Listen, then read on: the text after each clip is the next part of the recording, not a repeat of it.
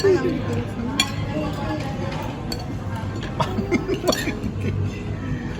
Ay, muna kasi. Hindi na makakaatay ka, tigas. Ayan din yan.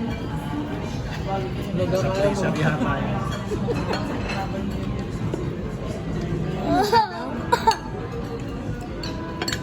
Tumamit na.